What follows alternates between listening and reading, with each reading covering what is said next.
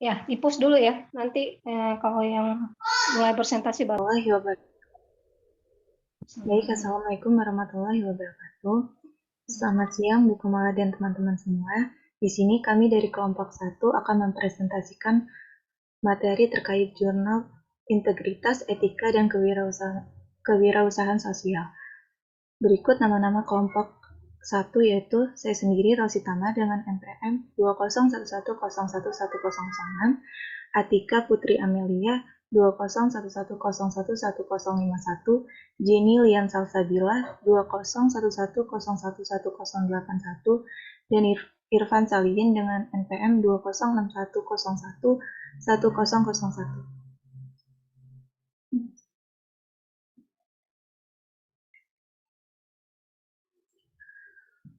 Baik, judul jurnal yang pertama yaitu tentang Social Ethics and Social Entrepreneurship Across Cultural Compression.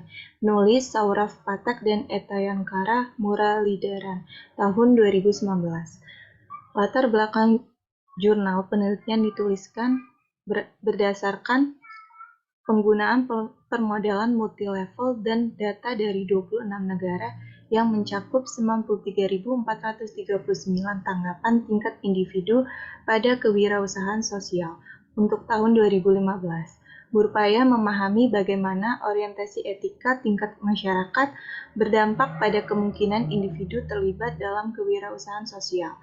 Penulis mengembangkan representasi multidimensi dari etika masyarakat, di mana yang menarik kesejajaran yang erat antara 3 pilar kelembagaan, normatif, kognitif, dan peraturan dengan 3 bentuk etika, dan menggunakan pemahaman ini untuk memprediksi pengaruhnya terhadap permintaan dan penawaran wirausahaan sosial. Penulis berkontribusi pada kewirausahaan komparatif lintas budaya dengan memberikan wawasan etika kewirausahaan sosial melalui pemahaman yang lebih dalam tentang pengaruh etika sebagai institusi tingkat nasional.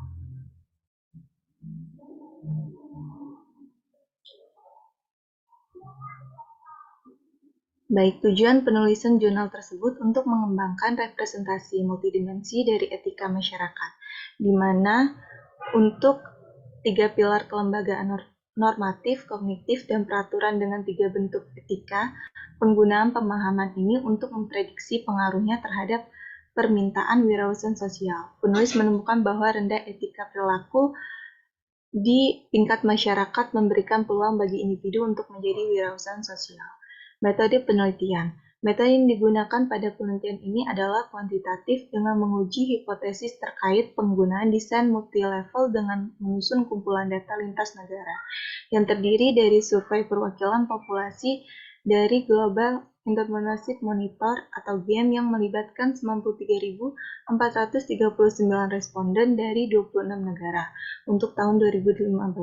Menggunakan informasi ini dengan data tentang indikator etika perilaku dan ketidakegoisan tingkat nasional dari World Value Survey dan etika sektor publik dari laporan daya saing Global Forum Ekonomi Dunia. Sedangkan metode dan teknik pengambilan data dalam penelitian ini menggunakan metode pengumpulan data serta menganalisis data survei pada 93.439 tanggapan. Diperoleh dari survei GEM yang tersedia untuk umum yang dilakukan oleh Asosiasi Riset Kewirausahaan Global, melengkapi basis data GEM dengan data tentang indikator etika perilaku dan yang tidak mementingkan diri sendiri, tingkat nasional dari WVS dan dengan data tentang etika sektor publik dari laporan daya saing global WEV.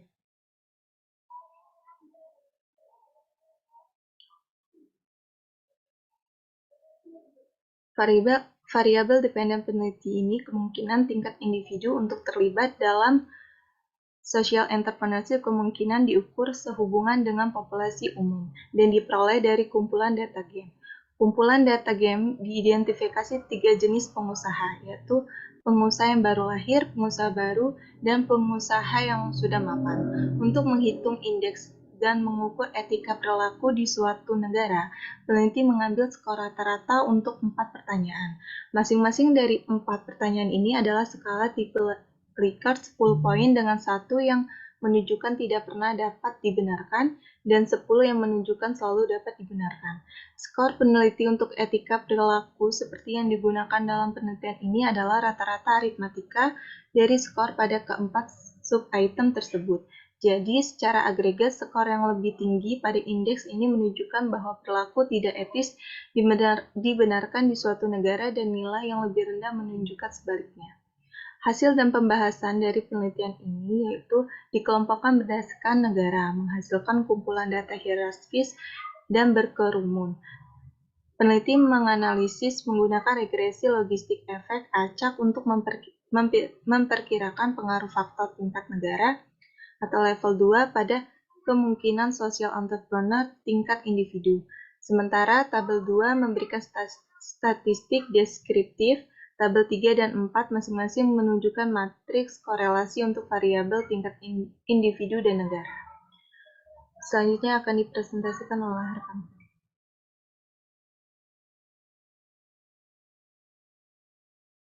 Koefisien korelasi intrakelas. Untuk mengkonfirmasi penggunaan analisis multilevel, pertama-tama peneliti memeriksa varian antar kelompok dalam variabel dependent. Kemudian, memperkenalkan 2 dari 3 prediktor etika sekaligus ke dalam model penelitian, yaitu model 5, 6, dan 7 dalam tabel 5. Untuk menguji apakah pengaruh salah satu atau ketiga bentuk etika tersebut dirasakan secara tidak langsung melalui mekanisme mediasi. Dan yang terakhir, peneliti memperkenalkan ketiga bentuk etika dalam model 8 atau tabel 5. Pengamatan ini menjadikan 3 prediktor etis konstektual etika perilaku atau normatif, ketidakegoisan atau kognitif, dan etika sektor publik atau regulatif sebagai prediktor yang menonjol dari kemungkinan individu terlibat dalam social entrepreneur. Di bawah ini adalah tabel pengaruh institusi etis nasional terhadap kemungkinan individu kewirausahaan sosial atau odds ratio. Kemudian penulis menyimpulkan bahwa bahkan dengan sampel yang dikurangi dan menggunakan sampel acak pengamatan dari Inggris dan Spanyol yang sebanding dengan jumlah pengamatan dari negara lain, hasil peneliti pada umumnya kuat dan ke arah diusulkan dalam hipotesis ini. Berkenaan dengan efek mediasi, ketiga bentuk etika diamati secara umum berinteraksi satu sama lain, yaitu efek satu pada social entrepreneur dirasakan dimediasi oleh bentuk etika yang tersisa, meskipun mediasi ini lebih lemah dibandingkan dengan mereka dalam sampel penuh. Dan kesimpulan pada penelitian ini bahwa terdapat pengaruh antara etika sosial dengan social entrepreneur. Etika normatif dan kognitif lebih cenderung mempengaruhi keinginan social entrepreneur. Kemudian penelitian ini menggunakan teori multilevel serta desain empiris untuk menyelidiki bagaimana orientasi etika masyarakat mempengaruhi social entrepreneur tingkat individu, sehingga memungkinkan peneliti untuk berkontribusi pada penelitian kewirausahaan komparatif lintas negara. Penelitian yang ada sebagian besar telah meneliti etika sebagai konsekuensi dari konteks sosiokultural, yaitu sejauh mana konteks mempengaruhi sikap etis pengusaha atau bagaimana pengusaha bereaksi terhadap dilema etika dalam proses kewirausahaan mereka. Selanjutnya akan dijelaskan oleh rekan saya.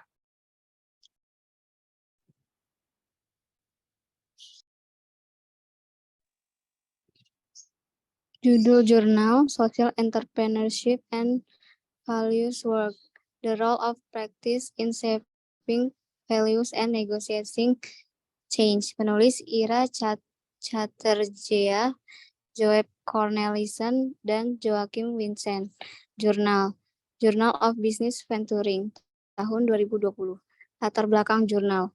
Beberapa penelitian menunjukkan bahwa nilai-nilai membentuk, melegitimasi, dan menanamkan perubahan, sehingga memungkinkan dan menghambat upaya perubahan.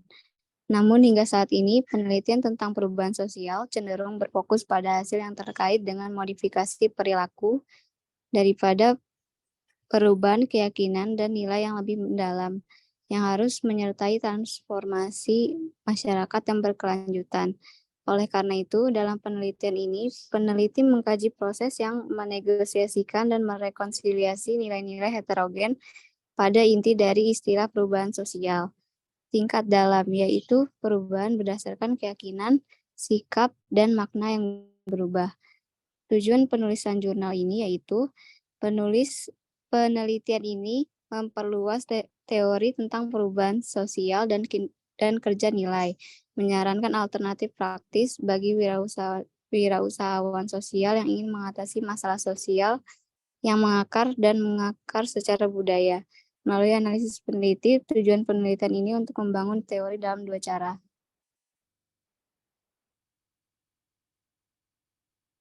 Next.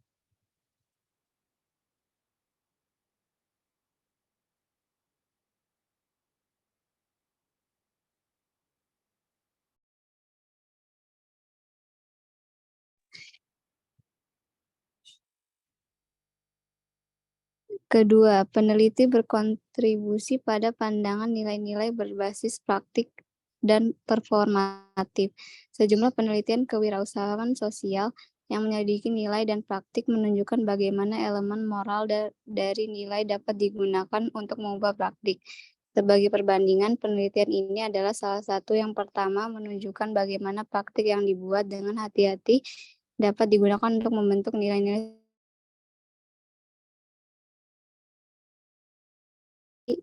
melalui penguraian praktik syarat nilai yang dimungkinkan oleh wirausahawan sosial. Penelitian ini berkontribusi pada pemahaman nilai secara performatif dan membangun teori di bidang nilai bekerja yang berkembang. Secara khusus, perspektif peneliti mencirikan praktik yang ditanamkan nilai sebagai alat yang dapat digunakan wirausahawan sosial secara strategis untuk bekerja dan di sekitar nilai untuk mencapai bentuk perubahan sosial yang lebih organik dan tidak terbantahkan. Menyadari peran mediasi nilai dalam mendukung atau menghambat perubahan sosial, penelitian ini secara lebih umum menyoroti perlunya wirausahawan sosial untuk bekerja dengan nilai guna mewujudkan perubahan sosial yang berkelanjutan dan tanpa kekerasan. Metode penelitian. Peneliti menggunakan metodologi studi kasus longitudinal yang memberikan fokus peneliti pada praktik dan proses sosial dalam konteks yang terikat secara lokal. Peneliti mengumpulkan data berupa catatan arsip, artefak, observasi non-partisipan, dan wawancara. Campuran data primer dan sekunder ini memungkinkan triangulasi data, sementara metode komparatif konstan memandu pengumpulan dan analisis data.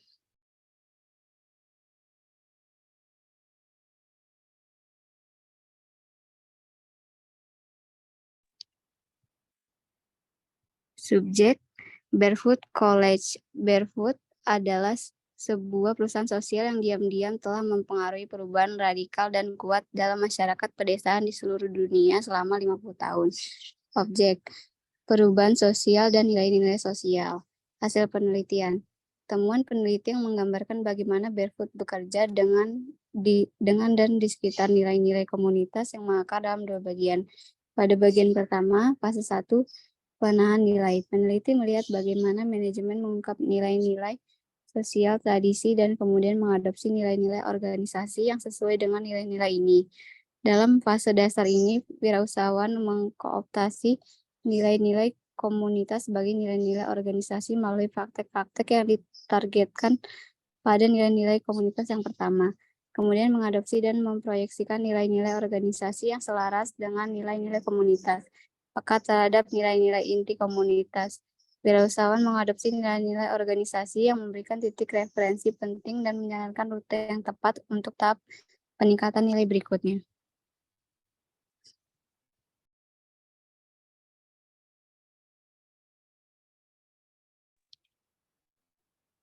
Selanjutnya akan dibacakan oleh rekan saya. Baik, selanjutnya, nilai-nilai bekerja pada bagian awal fase ini diarahkan untuk mengungkap nilai-nilai masyarakat melalui pembongkaran praktik-praktik lokal. Dalam pengertian ini, praktik dalam masyarakat itu sendiri diperlakukan sebagai syarat nilai, yaitu perwakilan dari nilai-nilai yang mendasarinya. Fase ini sangat penting untuk pemahaman yang bernuansa tentang nilai-nilai komunitas, dan penerapan nilai-nilai organisasi secara bijaksana dan untuk menentukan strategi untuk menambah nilai pada fase berikutnya. Pada bagian kedua, fase 2, menambah nilai. Kita melihat bagaimana organisasi memanfaatkan dan memperluas nilai-nilai yang sebelumnya tertanam untuk memasukkan nilai-nilai kesetaraan gender yang terkait dengan misi. Pada fase ini, setelah mengamankan kepercayaan komunitas dan melabuhkan nilai-nilai yang selaras dengan komunitas dalam organisasi, wirausahawan sosial memulai proses menambah nilai dan mencapai perubahan sosial. Ketegangan antara nilai-nilai yang berlawanan berkurang dan pemeriksaan ulang nilai-nilai yang ada dipupuk melalui modifikasi praktik tradisional saat ini dan pengenalan praktik modern baru. Pengelompokan praktik-praktik ini membantu memecahkan hambatan antara nilai-nilai yang mendasari praktik-praktik ini dan ditambah dengan taktik-taktik wirausahawan, menghadirkan praktik-praktik baru sebagai hal yang penting untuk melindungi nilai-nilai inti. Akhirnya, praktik penggabungan mengintegrasikan dan menanamkan nilai-nilai tambahan di dalam dan di sekitar organisasi, menyiapkan tahap untuk putaran penambahan nilai yang selanjutnya semakin mengembang dan mempertahankan perubahan sosial di masyarakat. Next. Berikut merupakan gambar dari struktur data. Bisa kita lihat bahwa ada dua fase. Yang pertama fase penahan nilai dan yang kedua fase augmentasi nilai. Di fase 1 ada kooptasi, yaitu kecerdasan kooperatif dan proyeksi empatik. Di fase 2 ada pengelompokan, yaitu penguraian dan pengenalan. Selanjutnya ada penggabungan, penyebaran yang berwibawa, dan dukungan yang terlihat. Kemudian di sebelahnya adalah model dari augmentasi nilai. Ditemukan bahwa adanya kebiasaan lama bentuk baru, kebiasaan baru aplikasi lokal, pelatihan surya untuk wanita, dan kewirausahaan wanita. Next. Diskusi. Temuan peneliti mengungkapkan proses pelembagaan praktik yang disengaja dan proaktif yang pada fase pertama melabuhkan nilai-nilai sosial komunitas dalam organisasi melalui praktik nilai-nilai kooptasi dan pada fase berikutnya memperluas nilai-nilai ini melalui praktik pengelompokan dan penggabungan ke mengakomodasi nilai-nilai baru. Peneliti melihat bagaimana Barefoot alih-alih mencoba mendorong perubahan dengan memaksakan nilai-nilai yang bertentangan dengan komunitas, mempertahankan nilai-nilai inti sosial, dan menyatukan praktik-praktik yang diresapi dengan nilai-nilai yang berbeda, yang mengarah pada perubahan bertahap namun berkelanjutan.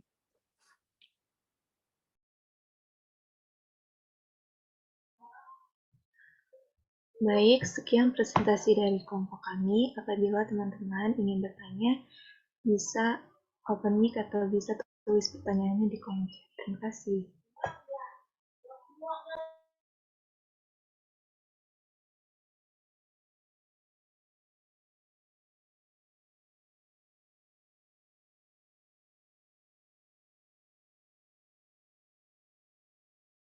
Ya, terima kasih. Bisa di-stop itu, Ahmad?